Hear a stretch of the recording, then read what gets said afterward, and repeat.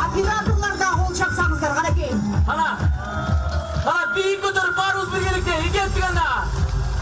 Şarkın geleceğimiz için, memleketimizin önügüsü için, şarkı vardığımız, gelsin dik durup, kollarımızı büyük tutarıp, bizlerin prezident, Şaparım Sadır Nurgül'ü dostu olalı.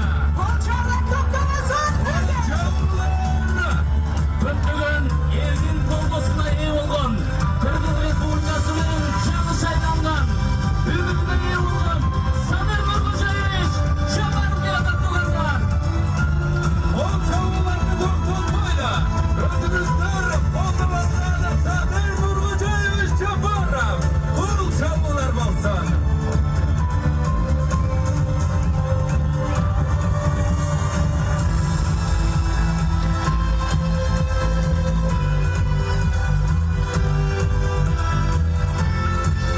Sadır Nurgül'ü işte kolluçlar var mıken? Onlarda bir, onurda karnap duran çeliklerinde tuğrumuzu bir kadarım kılçak koldan koyama. Kırgız Respublikası'nın memleketlik himni canırsın.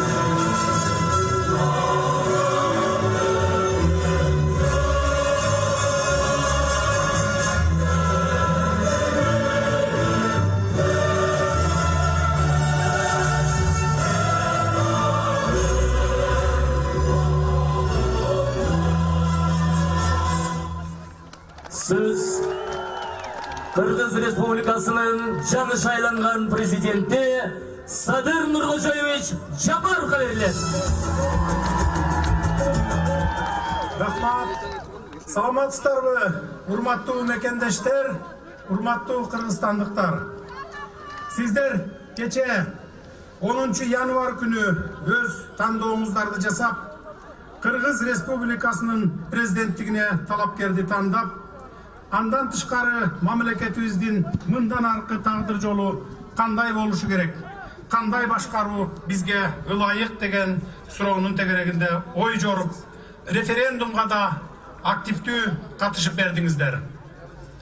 Урматтуу шайлоочуларым, өлкөбүздүн 30 жылдык эгемен тарыхындагы эч ким жоопкерчиликти албаган, жеке кызыкчылыгын көздөгөн, кландык башкарууга жол берген кайдыгерликке чекит коюла турган күн келди.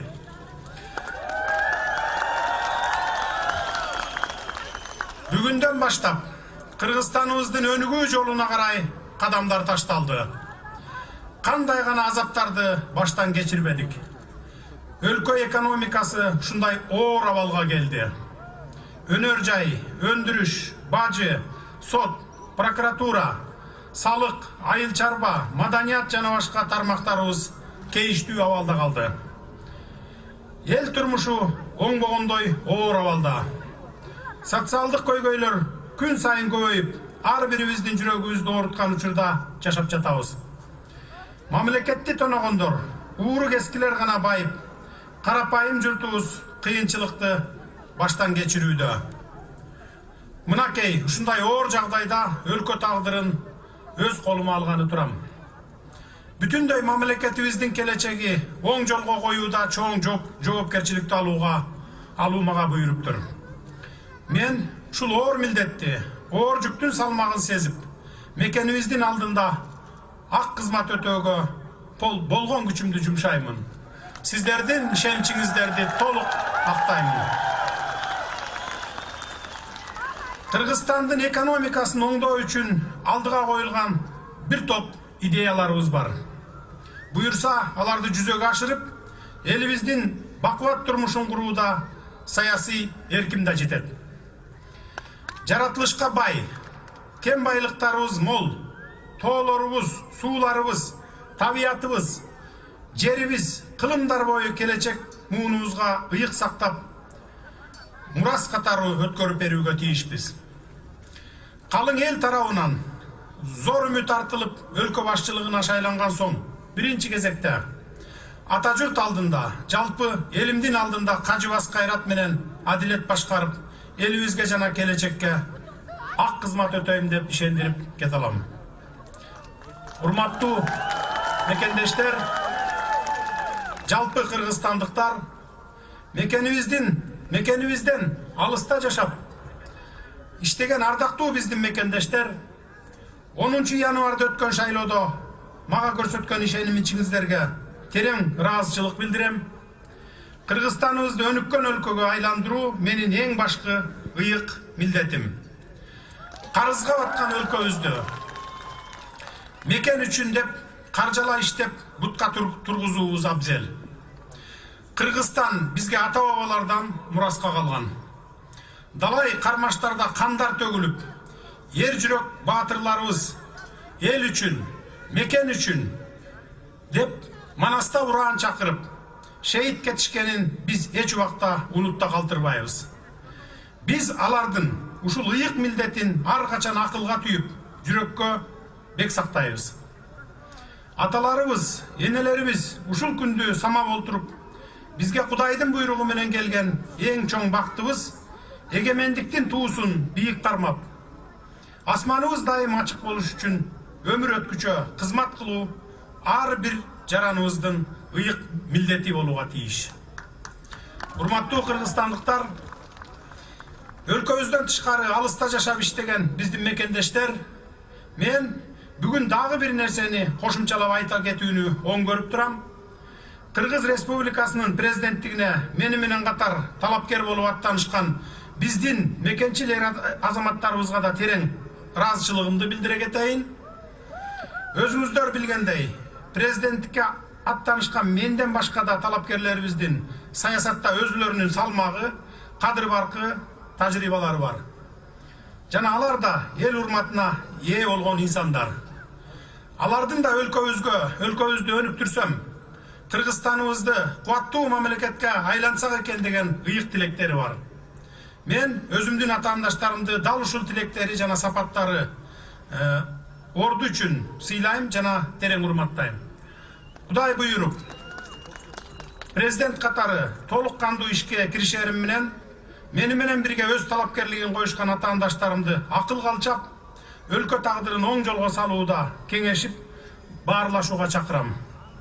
Бири-бирибизге карата жалган жалаа, ушак айың, көө жапмайдан эл турмушу эч убакта оңолуп кетпейт. Бөлүнүп жарылуудан эч нерсе утпайбыз. Бөлүнгөндү бөрү жейт деген макалды унутпайлы. Азыр бизге ынтымак керек. Рызкыны элибизге ынтымак гана алып келет. Урматтуу мекендештерим, эгемен өлкөбүз өнүп өссө экен деп ыйык тилек кылган ардактуу элим, мага сиздерден бир гана нерсе керек. Ал ишеним. Өлкөбүздүн келечегине болгон ишеним. Демек, кыйын шартта турган өлкөбүздү оңдоп, алдыга жылдыруу ниетинде сиздер да мага колдоо көрсөтүп, мени менен чогуу чаран кызматташсаңыздар деп сурам кететилем.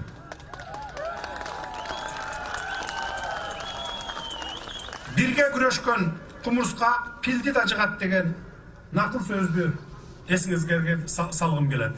Бирге бололу, биримдикте, ынтымакта иш алып баралы. Сиздердин колдооңуздар бул мага карата ишенимиңиздер. Өлкө келечегине болгон ишенимиңиздер.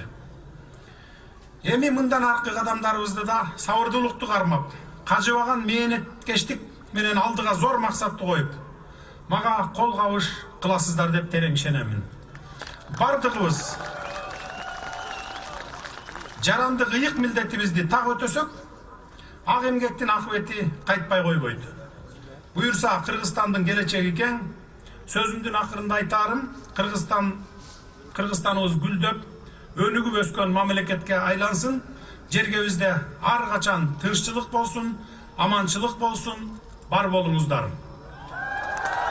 Сиздерге терең ыраазычылык билдирем.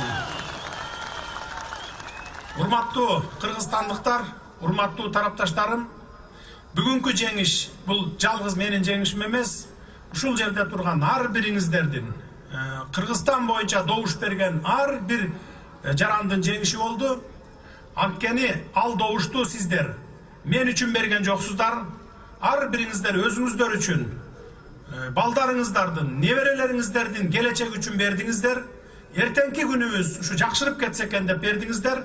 Мен ошол ишеничиңиздерди аткарууга себепчи гана адаммын. Кудай буйрса толугу менен 100% ошону аткарам деп мен сиздерге сөз берип кете аламын. Анткени 30 жылдан бери ушул күндү күткөнбүз. Ар жыл өткөн сайын, же болбосо ар бир президент шайланган сайын, жаңы президент же жаңы парламент келген сайын биз үмүт кылып келгенбиз. Мындан ары ушу жакшы болуп кетсе экен деп. Бирок тилекке каршы ошол үмүтүбүздү ташка алып келген.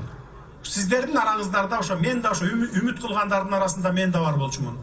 Бирок Кудай ушул күндү менин маңдайыма жазган экен. Сиздердин ишеничиңиздер менен мына мен бүгүн бийлик башына келип отурам.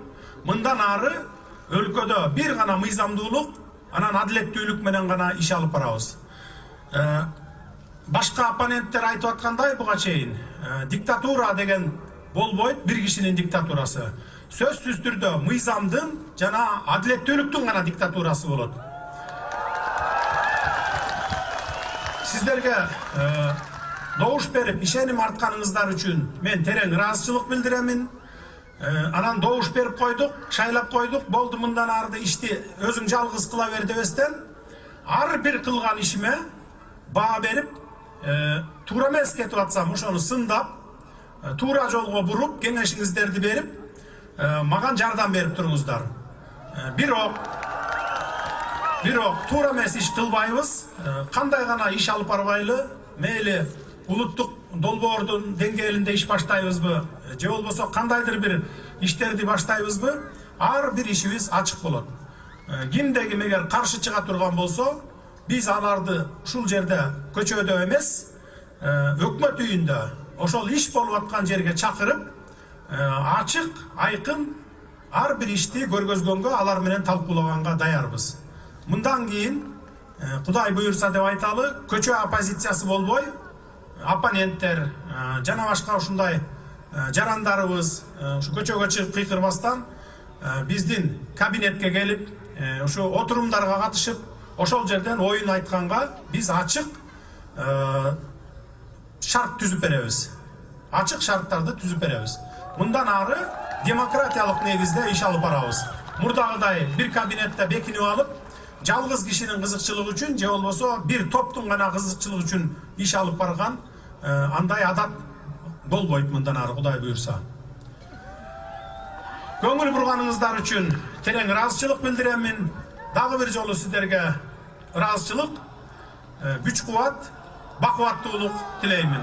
Өлкөбүз өнүгүп өссүн. Кол чабуулар болсун, ардактуу Садыр Нуркожоевич. Жаркын келечек өлкөбүздүн өнүгүшү үчүн азыр алдыбызга сиздин колдоочуларыңыз келип отурат. Булар 10% гана биздин Жумурай журттан 7 тубандан келе албай калган канча колдоочуларыңыз бар. Ошолор дагы сизге ишеним артып, мамлекетибиздин туусу бийик көтөрүлүп, өлкөбүз өнүгүү жолуна чөт деген терең ишеничтебиз. Атыңызы келіңіздер. Биздин Кыргызстандын президентине ийгилик каалайбыз сизге. Кыргызстан сизге ишенет. Рахмат, урматтуу катышуучулар. Мен сиздерге ыраазычылык айтуу менен бирге ушул келе албай калган алыскы райондордогу ушул бүгүнкү биздин сөзүбүздү угуп турган жарандарыбызга добуш бергендерге терең ыраазычылык билдиремин. Анан дагы бир нерсени айтпай кетипмин, эстегенде айтып коеюн. Мына 40%га жакын шайлоочу катышты, аз катышты дегендер сөздөр болду. Эл аралык уюмдарда жазды.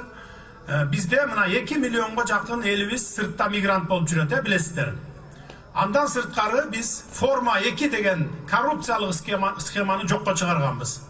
Ар bir айылдан райондун центрine gelip жашап аткандар бар, областтын центрine gelip жашап аткандар бар, анан ушул Sarıözön, Çüygö, Bişkek'e gelip yaşap atkanlar var. Alar sözsüz türde katışa albayt, antkeni alardın propiskaları ayıllarda oluşuyor. Oşonduktan bu 40%'ga жақын katışkan eldi biz eseptesek bolot 100% katıştı deb esepteyersek bolot. Antkeni oşonun içinden 81%'ı mağa işenim görсөттүңүздөр. Sizlerge bardığınızlarga, bütünдөй Kırgızstandıklarga, jana migrant bolup жүргөн биздин мекендештерибиздин бардыгына терең ыраазычылыгымды билдирип кетемин. Рахмат сиздерге, бар болуңуздар. Sizge de çok rahmat. Садыр Нуркожоевич, эгер уруксат берсеңиз, бүгүн тарыхый күн, мына ушул сизди канчалаган эл колдоп келип отурат, ошондуктан келиңиз. Бүгүн заманбапча бир ушул колдоп келген элиңиз менен бир селфи кылдырып, видеого тартып койбойлубу? Эгер уруксат берсеңиз, келиңиз алдырака. Ben